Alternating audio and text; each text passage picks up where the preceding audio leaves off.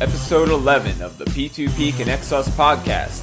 I'm your host, John Light, and on today's episode, we're going to be talking about the latest updates on the Silk Road trial, new software for leakers to sell secrets, 2 P2P services I think you should know about, the Stellar Ripple story, and last but certainly not least, Joyce Kim from the Stellar Foundation presents on Stellar's progress.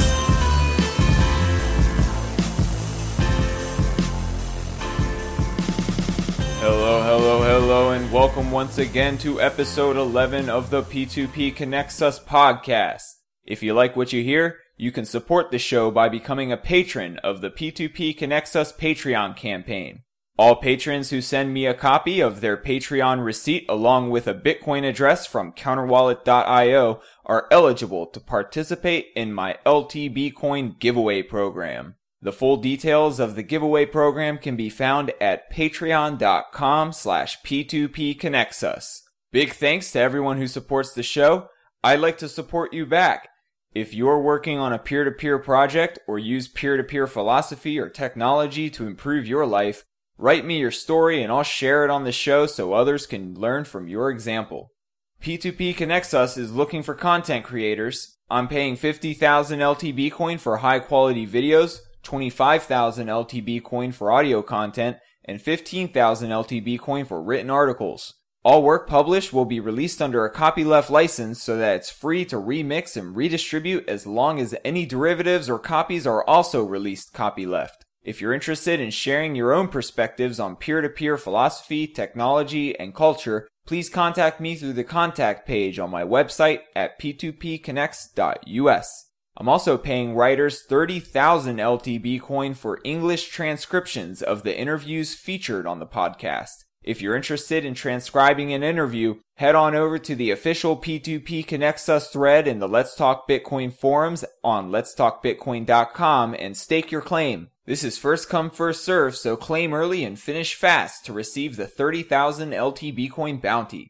You can follow the show on Twitter at P2P Connects Us, subscribe to the P2P Connects Us YouTube channel and SoundCloud page, and sign up for email alerts each time new content is posted on the P2P Connects Us blog by entering your email address in the sign-up form at p2pconnects.us. With those announcements out of the way, let's move on to the news.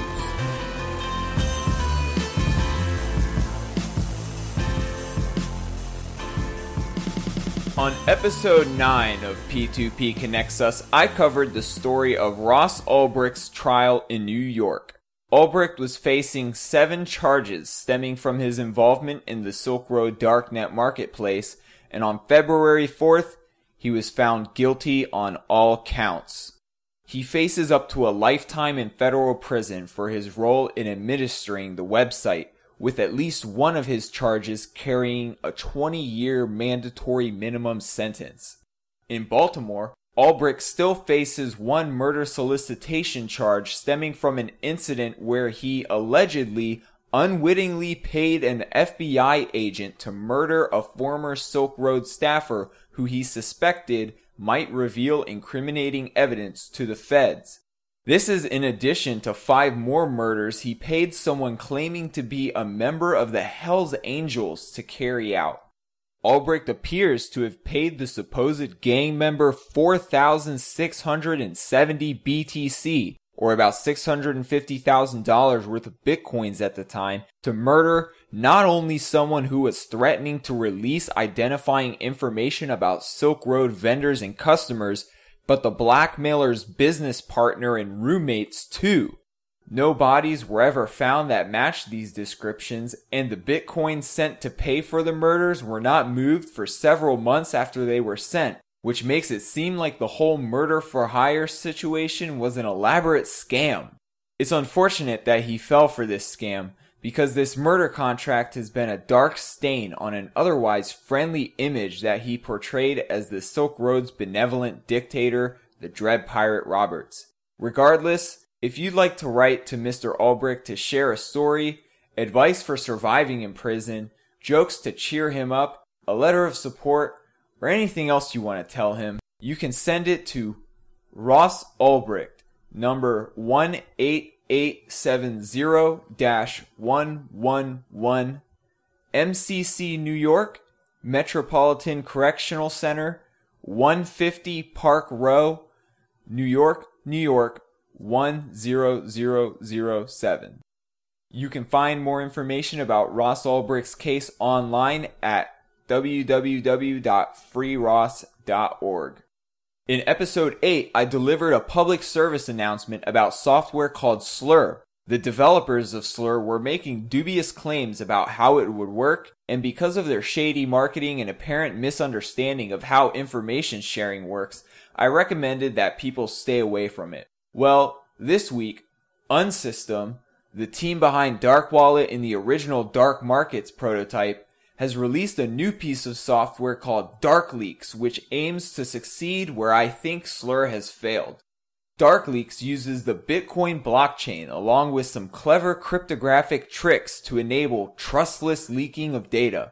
The leaked data is encrypted and then released in provably random chunks, which the seller decrypts to prove that the information is still what they claim it to be. Potential buyers then determine whether or not they want to pay for the rest of the information. After the bounty is paid, when the bitcoins are spent by the seller, the secret necessary to decrypt the rest of the information is revealed. While I don't endorse people breaking agreements by leaking benign secrets told to them in confidence, I do see this as a useful tool for whistleblowers to expose violence, fraud, corruption, and other abuses of power. To test this system out, I'm going to release a future episode of P2P Connects Us using DarkLeaks at the low price of 0.001 BTC. Follow the show on Twitter or p2pconnects.us to be notified once the P2P Connects Us DarkLeaks bounty is posted. I recently found a couple of cool looking peer-to-peer services that you might be interested to know about. The first is called Instant.io, which is similar but different than the Reap.io service I covered in episode 6. Whereas Reap.io uses WebRTC to transfer files, Instant.io is a quote, secure, anonymous streaming file transfer service, unquote, that uses the WebTorrent protocol, a combination of BitTorrent and WebRTC, to enable peer-to-peer file sharing directly in the browser. I tried it out with a picture I took at the beach, and it seems to work like a charm. Just make sure that you allow scripts to run on the website and wait a minute or two if there's a delay. The second service I'd like you to know about is called BEM.tv, a P2P and HTTP live streaming service that works in the browser. The website says, quote, BEM.tv makes use of WebRTC and the popular HTTP live streaming protocol to build a hybrid CDN P2P structure in order to decrease the number of requests to CDN servers, reducing the cost of transmission and enhancing system scalability, unquote. I have no idea what most of that means or how this actually works, but if you're a developer and want to help explain this to me, you can review the website at bem.tv and check out the source code on GitHub, then send me a message through my website at p2pconnects.us. Hat tip to Ryan Taylor from Bitcoin Magazine for highlighting these projects on Twitter. While WebRTC is a powerful new way to do peer-to-peer communications in the browser, it's also exposing new vulnerabilities that can be exploited. The Hacker News reports a, quote, massive security flaw that enables website owners to easily see the real IP addresses of users through WebRTC, even if they are using a VPN or even pure VPN to mask their real IP address, unquote. You can visit ipleak.net to see if your browser is affected, and if it is, follow the steps in the Hacker News article to fix your browser. You can find a link to that article in the show notes on p2pconnects.us or letstalkbitcoin.com.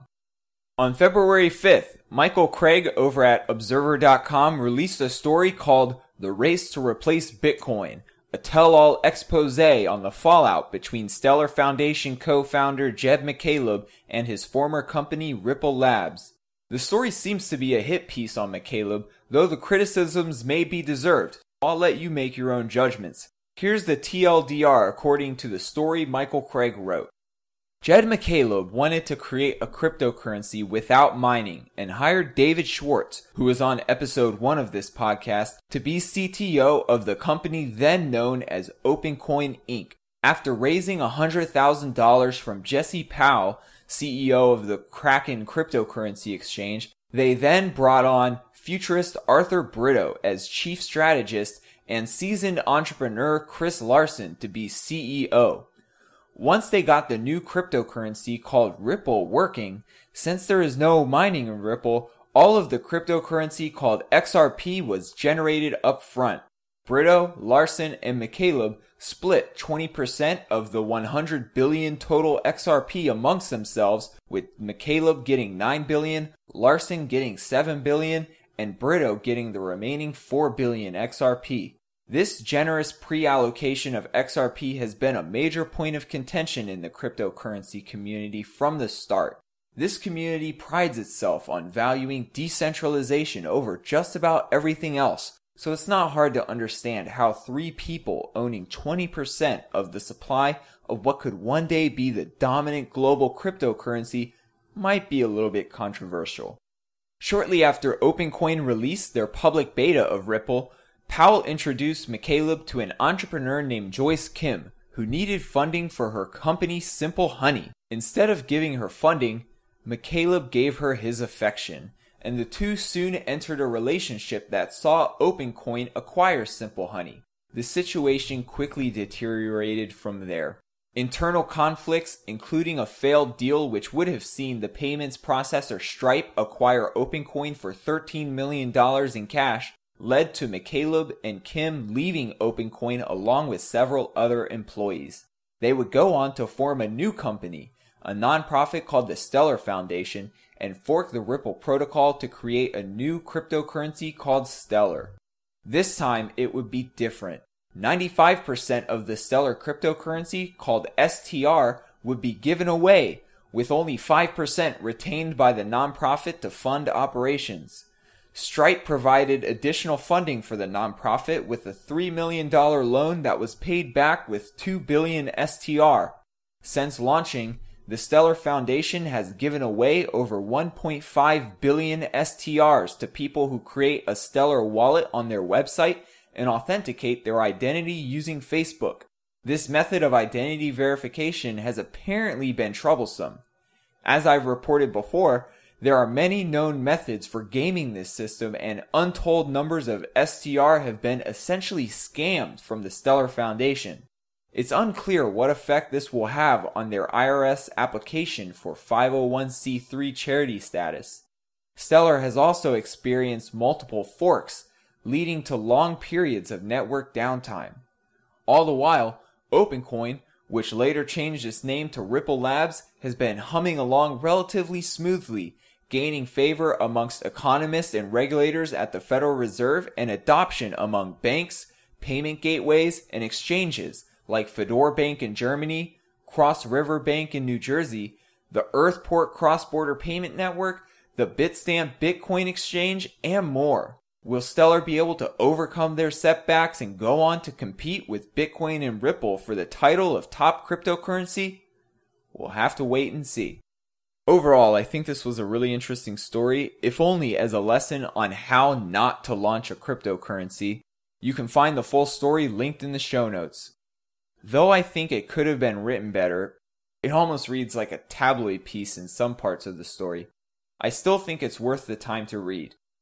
Note the differences between the account that Mr. Craig tells in his article and the story that you're about to hear in a presentation I recorded at a Women in Bitcoin meetup here in San Francisco featuring Stellar Foundation co-founder Joyce Kim.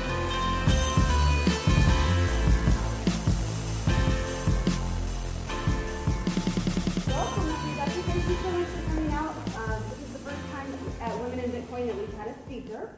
Joyce Kim is going to be giving a presentation on Stellar tonight, which is awesome. I recognize that some people may not know enough about Bitcoin, so it's kind of jumping in a different direction. However, we're here to learn and to talk to other people in the Bitcoin community, answer any questions you have, and just have a lot of fun. So I'm going to pass it over to Joyce, and later on I can talk with you guys, but really what Women in Bitcoin is about is getting women involved How I got into Bitcoin was through a friend of mine, and I know that there are a lot of meetups out there, but over the last couple of years, we've seen how there aren't that many women. So just really excited to have you here. Please spread the word, and like I said, let's have a great time. So turn it over to Joyce. I'd like to thank Paige, John, and all the Bit folks for hosting us. We're really glad to be being here. Beautiful office, so we'll come visit whenever we're in Soma.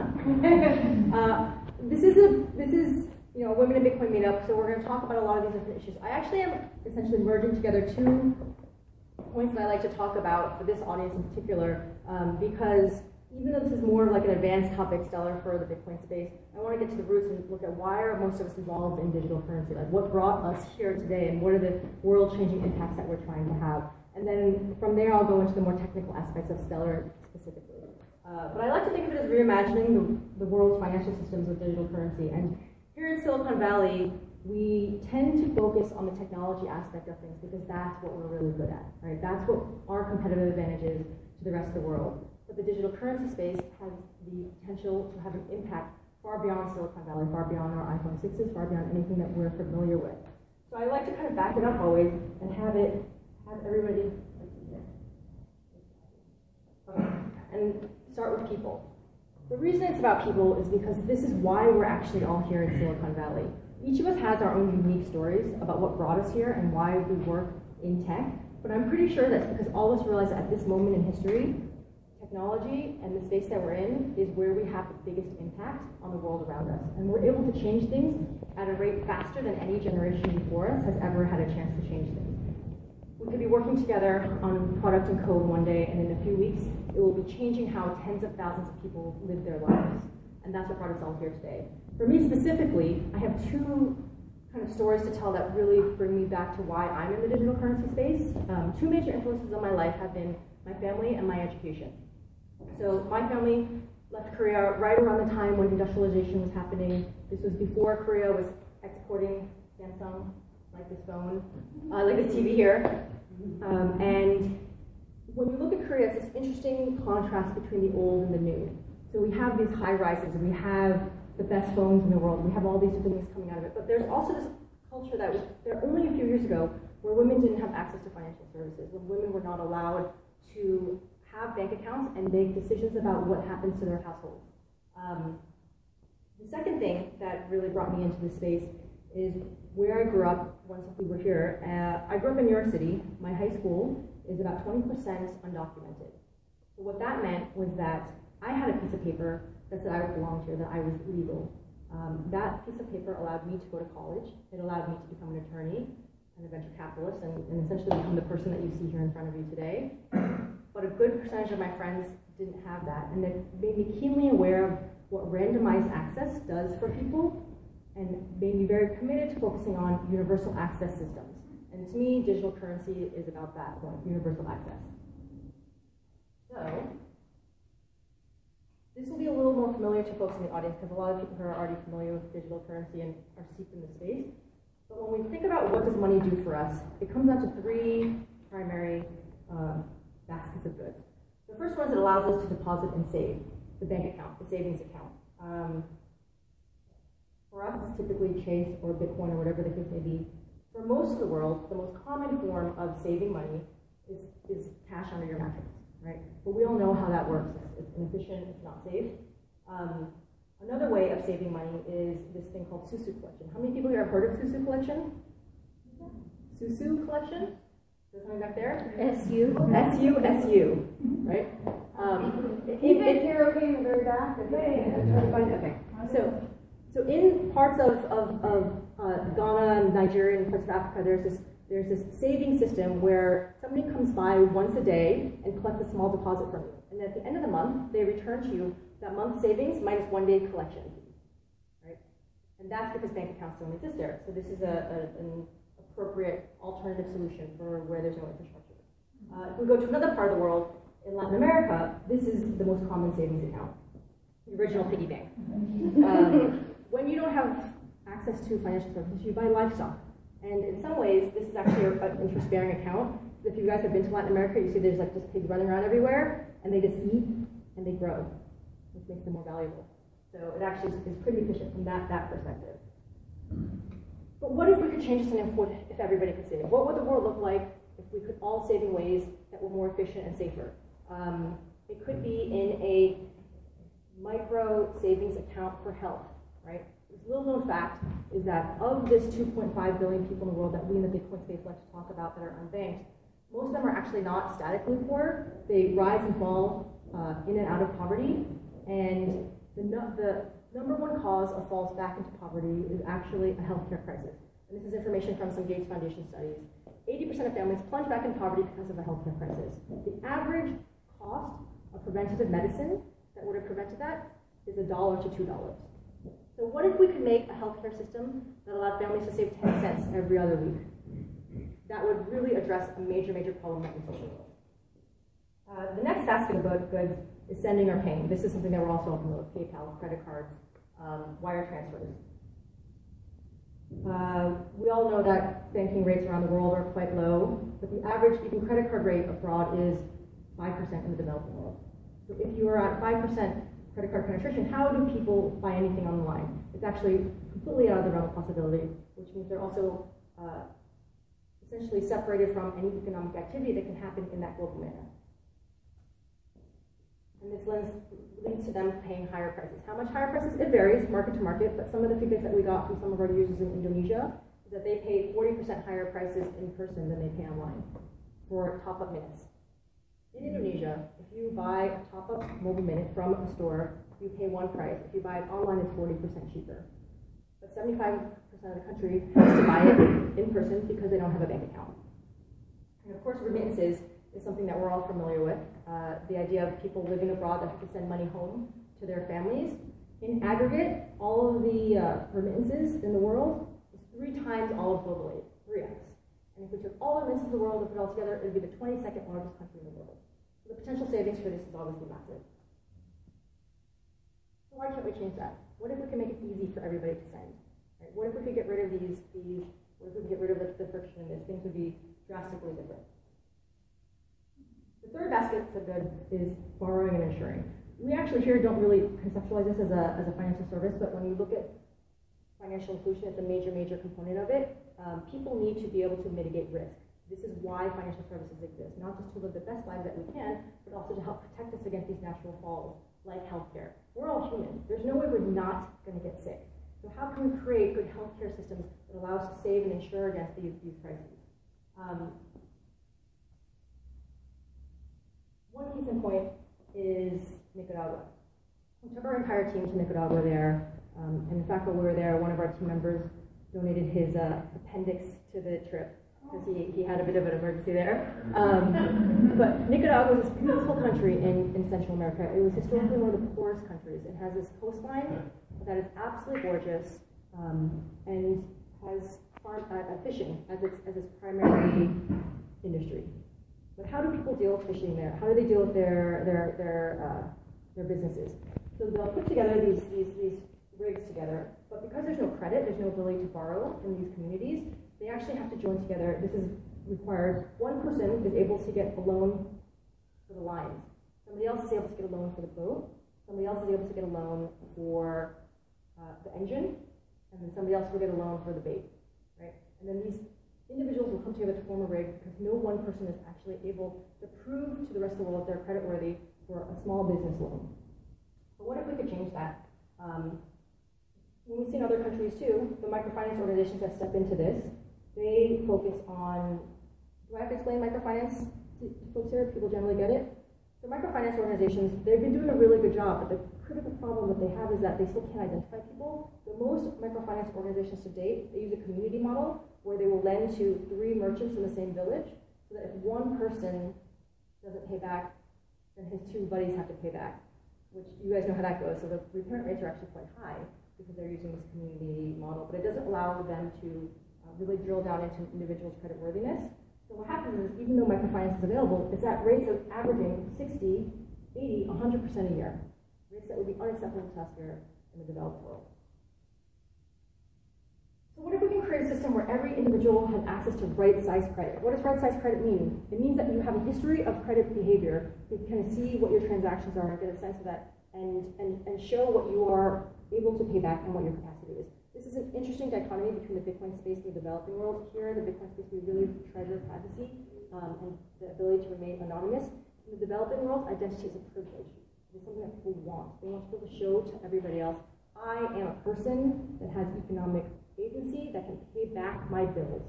So we actually need to think about those things as we design those systems to both be able to protect privacy in the first world, but provide credit scores that are desperately needed in the developing world. So what does this term unbanked really mean? Where does it come from? It comes from a system that we're all familiar with.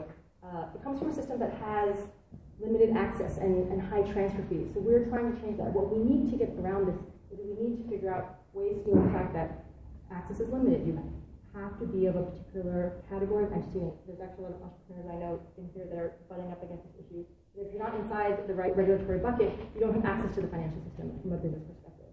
Transfer fees are really high. And actually, you have no credit history, no ability to prove your background, so that you're also limited from an individual perspective. What do we need to change that? This is where I start talking about Stellar a little bit, guys, so you'll see where it diverges a bit from the Bitcoin space. Things that we all know we need interoperability. We actually need the whole world to be on a system where everything talks to each other.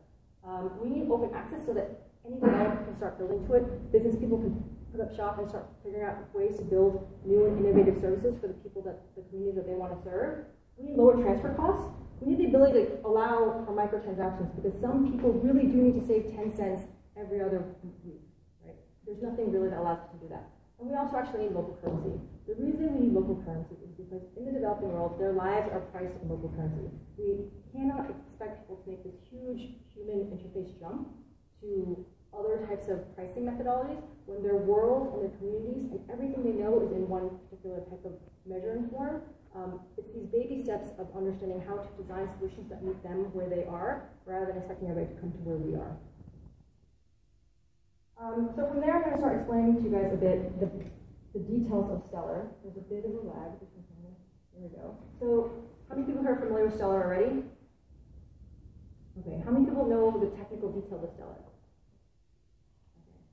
A few folks. That row of 4 people there, that's my team. So if you want to ask them questions along the way. They all raise their hand, too. Well, his one went like this. Maybe it was like that. So you guys, most of you should be aware that Stellar is actually supported by a not-for-profit. We are a not-for-profit entity focused on a couple of different things. We have a big vision, and our vision is twofold. There's a technical vision, and there's a social vision. The technical vision is to support an open global standard where diverse stakeholders have a voice and everybody has ownership.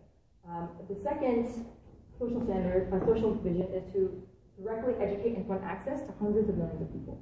So these two things actually come together, right? Because we need to have an open protocol that is robust, that is safe and secure, but we also need to have lots of people putting in input, because what we have today is a financial system where only a few people can influence the decision making. The way we're able to expand that group is to create pools of knowledge everywhere and communities all over the place where they're actually knowledgeable enough to provide substantive feedback. So what is Stellar? I don't know if you guys can see this, but what Stellar is, like Bitcoin, it's a distributed platform with a native digital currency. Stellar allows any kind of currency to run on top of it. So its servers work together to maintain a global ledger. The global ledger allows you to input any type of transaction in dollars, in Bitcoin, in Stellars, in a non-currency format as well. You can do time, you can track anything that you want. We have somebody who actually released a coin that was backed by goats last weekend in the Dominican Republic, which was a really interesting way for them to fund their livestock company. And you can think of the ledger as this master accounting record for all the balances and transactions, but this is stuff that you guys should already be familiar with. One of the important things, how do we use it, is currency agnostic. The goal is to allow people to come to a digital currency protocol with whatever knowledge they already have, whatever UI they're used to interacting with, be it dollars, pesos, Nigerian naira, Kenyan shilling, and continue to operate in that capacity. And then there's this built-in internal exchange that essentially, for non-technical folks, I call it the Airbnb of Forex. Works well in Silicon Valley, right? But what it basically allows you to do is it allows you to send a transaction to a friend. And as you're doing that, it'll look for anybody else in the world that's trying to do the counter transaction or has what you're trying to send, trying to pair off that trade. It will just pick up the trade and send it along so that your friend receives the currency that they want to receive. How does it work? This is where it gets really different. We don't have a proof of work concept, we have a consensus algorithm, and what it basically means is that every server in the network has what I call, and Jed might cringe back there, I call it a friends list, right? We all are familiar with this concept. Every server has a friends list, and it kind of looks at his friends and says, hey, who else is voting, and who do I believe is somebody that I can trust that will vote the same? Once half my friends vote, then I will vote for a transaction, and I will recognize that transaction is valid, and that type of system trickles throughout the entire network until everybody has voted on that particular transaction. The benefit of consensus is that it allows ledgers to close about 2 to 5 seconds in time, right? For anybody who's waited half an hour for a blockchain confirmation, they know how painful it is. What happened? Did I mess it up? Did they not get sent? Seeing things move in 2 to 5 seconds is actually a huge relief. It just kind of goes through. It's a great way to move Bitcoin, and that's what we've been using it a lot for internally as well. How do you get money in and out of the system? We use a concept called gateways, and you can think of gateways as like your depository. You go to a gateway, you put your money in, and that gateway then issues as a credit on the network for the amount equal to the deposit that you gave them. A gateway should never issue credit in excess of the deposits it has. It should always be a 1-to-1 ratio, and that essentially allows them to bring in other currencies like US dollar or euros or pesos or goats onto the ledger. So this is where Stellar gets really interesting. We are giving away most of the Stellars to folks, and this is part of our educational program.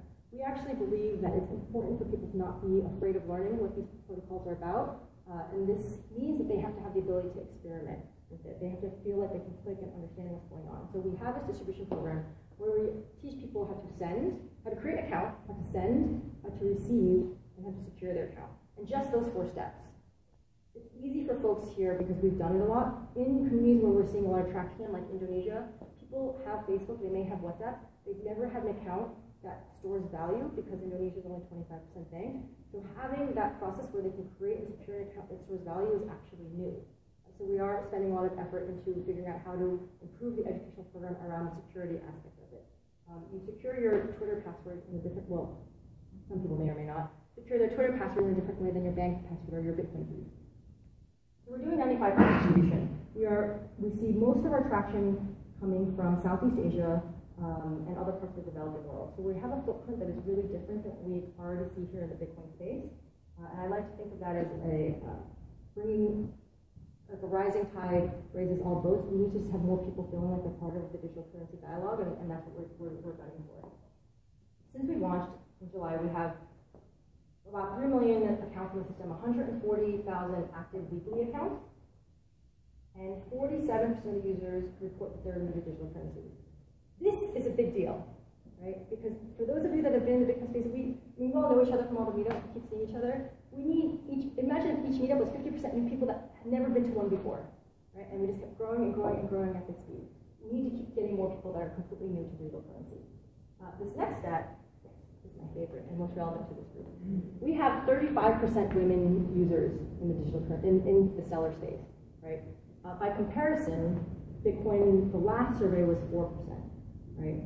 And I don't think I need to explain to people how important it is for a financial system that is going to represent the world to represent the world, right? We need all these voices here deciding how do these protocols need to be designed, how do these services need to be designed, and it requires more than just 4% women. It requires something that looks exactly like the world looks, and we're getting there. So what do we need to focus on? We need to focus on this gap, and I think you guys will see the common theme in everything that I say. There's the technology that we here in Silicon Valley are really good at, but then we also need to focus on the needs of real people. What are their lives like? What are their problems? And it may be different from locality to locality, but we need to get there, and we need to figure out these problems, these things, and start working on them. And then it also comes back to the question like, why is Stellar a nonprofit? It's because it's really important. This type of infrastructure that is public and for the world, it should be owned by everybody, and it should be owned by nobody, and that's something that we're firmly committed to. So I think that's the end. We're going to give everybody here invites to Stellar, if you haven't had it already. So you can do one of two things. You can either find Eva, where is Eva? Back there, and give her your email, or you can send her an email at eva@stellar.org, and she will get you invites so that you can start playing around in the Stellars, just get topped up with Stellars. And then for everybody here at this meetup, We're also going to give you guys a couple of invites to give to your friends so you can start exploring. I would love for you guys to give to folks that have never touched a cryptocurrency and get their feedback and see what they think. And then from there, think about how it impacts whatever else you're building in your own companies. And I'm going to end with where I started off with. It really is all about the people. One of the things that I think makes Stellar really special is the team that we've pulled together. We have folks that have been joining us from some great places. Andrew joined us from Google Wallet and Android. Tammy was at Walmart Labs. We have a designer from Medium, a UX person from Evernote, people from Mozilla, and a bunch of other amazing companies. What's important here, I don't know if you guys can tell, our team is half women. That is unheard of in Silicon Valley and unheard of in the Bitcoin space. And that's something that we're just going to keep pushing forward because this is first step in making sure all voices are represented at the table. That's it. Thank you. So does anyone have any questions? I'm sure you do, but you don't, if you want to ask now, it would be great, or we can just mingle. And any questions from anybody? What would be just a quick high-level understanding that makes Ripple and Stellar different, and then what would make them similar? So I would say the fact that for us that we're a not-for-profit, the governance model is a huge difference. Right? We're not going to be pivoting based off of a business need or a fundraising need for anything. The governance is a big difference. The fact that we will always be focused on kind of much more global issues, and we don't have any revenue or profit incentive at all. The other important things are that we're having a major rebuild coming out. We experienced a ledger fork, and we've decided that we had theoretical concerns previously that we didn't know if would manifest, and unfortunately they manifested. So we've been in the process of a massive rebuild, which will be out in a couple of months, and then the technology stack will actually be totally different. Ours will be able to scale to more than 5 million accounts, which I believe is necessary for a protocol like this to work well for the world. Isn't there committed to giving away 95? Oh, and we're giving away everything. Like, that's the other thing. So 5 million accounts, there's 7 billion people in the world. How does that math? So it doesn't work. That's why we're rebuilding. I don't. Oh, I thought you said the new version would scale to 5 million. The new version will scale to hold more than 5 million. Oh, more. We basically started seeing scalability issues around 2 million accounts in the ledger. It has to hold more than that. It has to be infinitely, well, not infinitely. That's the developer is probably cringing when I say that. It has to hold billions of accounts. It has to be able to sustain financial transactions for the world. So what were the actual problems that caused that fork? Was that a consensus problem, or was that an overload of the server? It was a scale and a consensus problem. The developers can actually answer that a little bit better than I can because I'm not a programmer. Okay. There are like certain national tendencies of the existing consensus system to want to fork, and under certain circumstances, it will continue down that path. Okay. How is Stellar funded? So we initially had $3 million loan from Stripe. Stripe is a payments company. From there, we are able to do fundraising as a nonprofit for grants and other types of standard nonprofit fundraising. And then under our mandate, did you see how we had 95% of the dollars that we were giving away for free? We're allowed to use up to 5% for operational purposes, although we haven't started that yet. How do we accomplish that? I think it's a couple of things. One, if you could see like just the language and the tone of our design, it's more approachable. We're doing our best to say things as plainly as we can, and I think that's actually like when most of the world opens up an internet browser, they don't know the specifics of exactly how things are getting routed to their browser or what their browser is actually doing. Heather, who worked at Mozilla, she can tell us what the browser is doing, but the average person does not. I think that what we did in the Bitcoin space very early is we wanted everybody who touched Bitcoin to understand all of it. We wanted them to understand like the nitty-gritty of all the Bitcoin, the blockchain, the technicalities of it. But at some point, we just need to like give people an understanding of what is the value of these systems. How can these systems change their lives? And that's actually, I think, a more inclusive starting point for the discussion. So just a follow-up question. So like from just reading the report, it seems that a lot of the users of Stellar are coming from emerging markets. Yeah.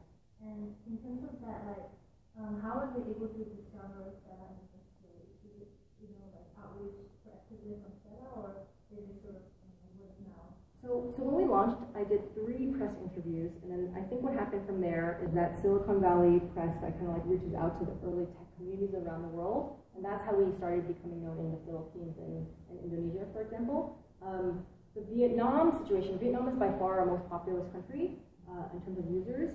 Something really weird happened in Vietnam, and it kind of shocked us. So like 3-4 days after we launched, we started getting a ton of traffic from Vietnam, and we're like, what is going on? We don't understand what any of this is. And then we're Google Translate for Asian languages, it just sucks. Like it just doesn't work that well, so we just didn't understand what was coming in. And finally some of the users were writing to us in English, and I asked them like, hey guys, like old-fashioned user research, ask the users, how'd you hear about us? Turned out that there is a writer, journalist in Vietnam who has 1 million Facebook followers, who happens to be into digital currency. And when we launched, he translated our entire blog, like all of our launch material into Vietnamese, and then pushed it out to his Facebook feed. And then in one fell swoop, we kind of hit like the NPR audience of Vietnam. And then from there, it just went haywire. And I think what we heard from a lot of folks in those developing countries is a lot of people are kind of interested in the ideas of Bitcoin, but Bitcoin is really inaccessible to them because they have to put up money to get it. And when you have like $5 a day that you're earning, you kind of don't want to spend all of it on Bitcoin. You want to spend it on rent and food and all these other things that we have to spend it on. Back there? In addition to the scalability, what new things are I guess, what new things are you guys rewriting in the protocol? And is it still going to be based off of the full protocol? It'll be different. We actually, Jared, it's Yeah, it's actually almost like a complete rewrite of the protocol. We're making it much simpler, so it's easier to understand and easier to specify, so that we can make other information. Right now, the specifications are what is the code, which is kind of there. And the consensus algorithm is like provable to be a big change. And on the non-tech side, we're going to be doing a lot of more kind of modular educational materials that will be ready for localization. Because we did localize some of our content into about 10 languages when we launched, like the surface level. But what we realized is that as we're getting to those 4 steps, like create an account, send, receive, and the learn and secure your account, we need to do far more localization than that. So we're going to be putting a lot of resources into that aspect of that educational program. I'm totally new to digital currency. Welcome. But I have Stellars.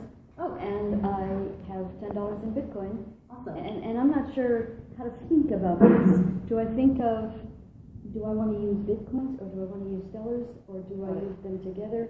What am I really doing? I mean, I tend to think of, well, I'm in Europe, I use Euro. Right. But I don't know how to think of the two opportunities. I think, yeah, that's a great question. I think I know we made some design decisions when we were working on the launch of Stellar to make it obviously much more complementary to everything. I have this philosophy that there's no enemies in the Stellar space, there's only friends. So Stellar should be designed in a way where it's interoperable with everything, and that's how we actually achieve our long-term vision of helping people, helping bank the world. So Stellars are inflationary, which means there's 1% new currency creation year over year for Stellars, and that is one of the aspects that makes it that makes Stellar much more complementary to Bitcoin than some of the other altcoins.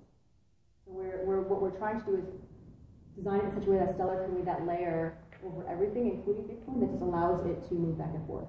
And the Stellars for us is actually, the currency aspect of it is really not that huge for us. We did these things to allow everybody to focus on the protocol and not the currency aspect of it, and leave that for Bitcoin. We're giving it away, right? Like it inflates. All these are things that kind of just help people realize that let's talk for the protocol and look at the currency as more of a kind of educational incentivization program. Last time we talked to you, you mentioned that you had a plugin for WooCommerce. Are there any other commerce plugins or any other shopping? There we go, Kirby. So she's at that company, so you can ask her about that as well. They are a great platform that kind of helps folks build things on top of WooCommerce. And I think you just told me WooCommerce, they did their first conference at the end of last year that was 900 people, which for folks that are following tech, like when you have a conference for a company that is a platform on top of another platform and you have 900 people here, it's a huge ecosystem at that time. We have a bunch of folks on the e-commerce front working on a number of things, although I would say that in the Stellar space, things are on hold a bit because of the rebuild. We ask people to kind of wait for security reasons to build the new stuff rather than the stuff that we know we're going to deprecate. So there's really great things in the works, although I can't really announce them yet since it's still a bit further away to launch for those folks. Going to have a giveaway work? So we have 3 giveaway programs. The biggest one is just the direct access where you come and you prove to us that you're a unique individual. And at the moment we're using Facebook, but we will be adding more auth methodologies in the future. And then from there, it'll end up being an aggregate about $10 worth of stellars. But what we want to do is kind of have a long longitudinal education program, so it's not all blasted out at once. We kind of need to make sure that people understand like how to log in and visit and try again and do different services. You develop that muscle memory of transacting in a digital format. Because you have to realize that most of our target audience are people that maybe have never done digital transactions. So we're going to kind of dribble it out over time, and that's part of the educational investment that we're doing on those programs. The second program is a Bitcoin giveaway, where 20% of the stellars will be distributed to all Bitcoin holders and then XRP holders on a pro rata basis. That will be happening later this year. And then the third program is called the Increased Access Program, where 25% of the stellars are going to be used for deployment in the developing world, specifically for people that are having a harder time crossing the digital divide. So we will be doing some really great programs in there, and we're talking to early partners to see who can deploy it. And it'll be use cases around people where the communities that are most likely to be left behind if the world went to digital currency today. Like, we realize that if we bank the world with Bitcoin today, we're going to miss half the world because half the world's not online yet. So we're trying to figure out how do we deal with that digital divide issue along with it. At what point are all the current stellars out there Going to be like blasted out? With the Bitcoin giveaway, we'll have 20% out by that time. So 20% will be by mid-year, whenever that program is done. The direct access program has 3 to 5 years. It's public on our mandate. I think they have 3 to 5 years to have those go out. The increased access program for the developing world has 5 to 10 years. It has a longer time frame. That's a 25% program because of the specific issue that we know that mobile penetration is increasing. And we want to give people a chance to get online so that they can be part of the ecosystem as well. So what ultimately will set the prices of stellars? People are not willing to basically buy and sell. Yeah, just the market, but it's because it's multi-currency, stellar will be one of any number of kind of values moving around in the protocol, but it'll be the market. So gateways are essential to the stellar network, right? Mm-hmm. How are you, or to what extent are you encouraging people to create these gateways? We're dealing with a lot of inbound inquiries right now, and I'm talking to a lot of folks. We will be more proactive in countries where we know we can do a really good job of banking people that have really been just ignored by the current system. Mm-hmm. And we're researching right now to figure out what would be those countries that we should focus on. And in those countries, we'll do more proactive research. But up till now, I'd say that we're dealing with a lot of inbound, talking to people that we already know in the space, and answering a lot of questions. Or gateways people? Are they financial institutions? Could it be either if you're a market maker? It could be financial institutions or individuals or entities could be gateways. Gateways are trust-based, so you have to trust a gateway to interact with them. I expect to see a huge difference in who the banks will be based off of the socioeconomic status of the country that they're in. So in the US, for example, or in Europe, I couldn't imagine people really trusting a gateway that wasn't a known financial institution because that's how we have been educated to behave in the financial system. In the developing world, it's kind of the opposite. People either don't have access to banks or they don't trust the banks that are there. So they're more likely to trust like a community person who wants to become a gateway for their community, who's been that elder, who's played that role in that community for quite a while. Go ahead. Do other gateways decide who to trust, or do the users of Stellar decide which gateway to trust, or all of the above? Any user would decide which gateway to trust. And gateways can actually trust other gateways as well. It is a trust-based system. I mean, how would they research? Like, is there like a profile page of a gateway, and you select which gateway you'd like to use? How do you decide where to put your Bitcoin? I just keep them on my... Like, I don't trust any. Yeah, but so it's kind of similar. Like when people start getting into the Bitcoin space, like we have to make the decision: do we use Bitstamp? Do we use Kraken, which is a great company here in San Francisco? Do we, you kind of go through the process of trying to decide, and different people will use different criteria. So advertise themselves publicly as a gateway, and then you would decide, or okay. Yeah, they may. Yeah. What's a gateway? A gateway is a depository that essentially accepts people's real-world money and then issues the equivalent credit online. So you can think of it almost like PayPal in a lot of ways behaves as a gateway for their own system. PayPal takes in your money and then allows you to move Well, but Stellar doesn't that. So isn't Stellar's website the gateway? No, so Stellar's website is actually just the client that sits on top of the protocol. I'm trying to think of a simple way to explain this. The gateway is, I'm going to have to use your poker chip analogy. Let's test this one out. So when you go to a casino, you give them your money and they give you chips that have their casino name on it, and then you can then use those chips anywhere else in that system, right? The gateway is essentially that casino that takes your money and gives you this alternative credit. The system, though, however, is like all of poker. I don't like that. We're playing with it. But the casino will issue you Caesar's Palace chips, right? And you can use those wherever, whoever will accept Caesar's Palace chips, you can give them essentially cash. You're not going to be able to go over to Indian Grand and use those chips. Because Indian Grand, while they're still issuing USD, they're not accepting Caesar's Palace. So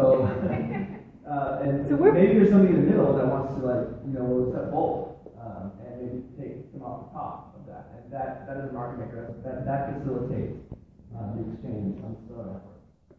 So what Stellar is the network is, you can think of it as just the rails where everything kind of moves around, and then the gateways are the entry points in and out of the network. There's a startup, Control.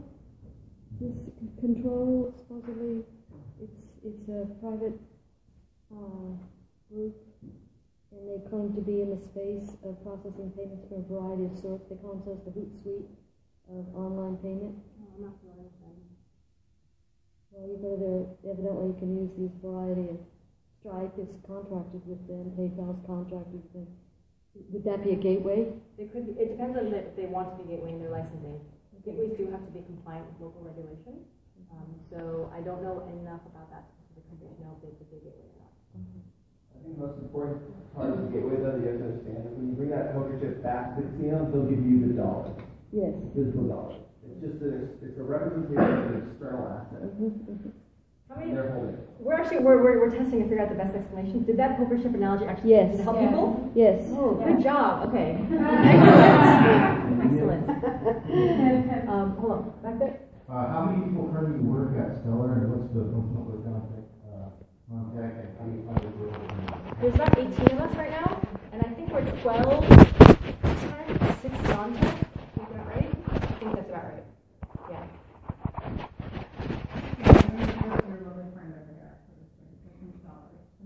What am I going to do with them? Tell me what people are using it for right now. Today? Today. So we're 6 months out, right? So it's still early days. Okay. What we see people using it for is there's one of the biggest sites is Stellar Flip, which is just like all the other kind of digital currency kind of gaming sites. And then we see people. The most innovative use case that I've seen is in Indonesia, where. So I explained to you guys how there's this 40% price differential between buying top-up minutes in person versus going online, and nobody has online payment accounts, so they can't do that. One agent for telecom sales started to accept Stellars as payment for his minutes, and he offered this kind of like halfway price point. So then he started telling all his customers to sign up for Stellars so that they can start using their Stellar wallets to pay for minutes. That's one really interesting use case, but that is way earlier in the development than I thought it would happen. For things to be used efficiently in marketplaces, there has to actually be a number of players, and those players are kind of slowly coming on board, but they're not all there yet. What does he do with them? I mean, is there like an exchange? There are a bunch of exchanges where people can trade them in and out of other currencies. The most traded one is probably in Stellar to Bitcoin at the moment.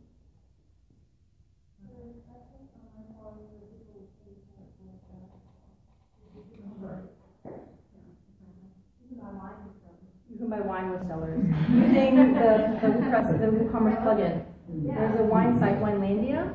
If you want to go, they deliver in San Francisco. So it's a local organic wine that they stock. Are you guys creating a Stellar wallet, or are you looking for other people to create wallets on top of the Stellar platform to? There should be a lot of wallets. Yeah, we have our wallet.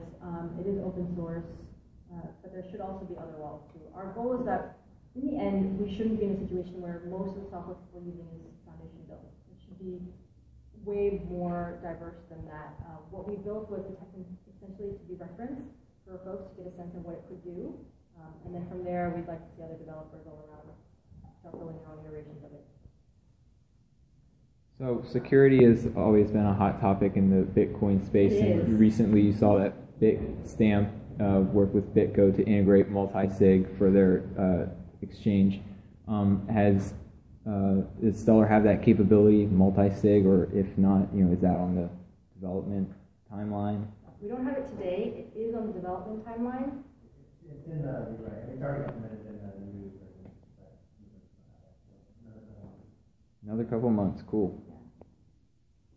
Okay, let's start to wrap it up a little bit though, Okay. if you guys don't mind. Last question. Oh, that's fine. You mentioned that you need, like, in order to get sellers right now, you have to prove your identity, right? Correct. Or what sounds like. Do you see a lot of scamming and fraud sort of beginning? Because I imagine people do. So we have a system in place where it has to be a Facebook account that exists prior to the date of our launch, which offers additional spam filters. That being said, we did have a major issue with that, probably starting about a month after launch, where we had to start dealing with folks that run Facebook accounts for business. So we kind of like, we would improve our security algorithm, it would work for a couple of days, and then they would figure out that loopholes. It was this cat and mouse thing, and then we talked to another security expert, and I can't give all the details, but there's always a couple of fixes that you can make that will just make it not worth their while. So then we finally, I think on iteration 4 or 5, we just figured out like how to make it not worth their while, and then it completely dropped off after that. So that was great. But we did have to fight. It was like slaying dragons for a while. It was kind of sucky, but we got through it.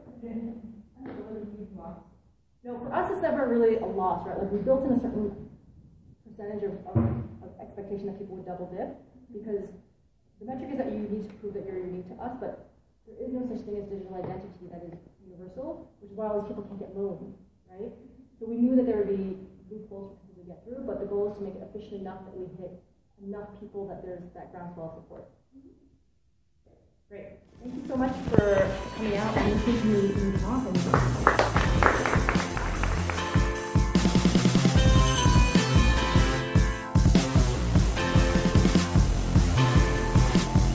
Thanks for tuning in to episode 11 of the P2P Connects Us podcast. If you have any comments or questions, you can reach me through the contact page on my website at p2pconnects.us. Till next time.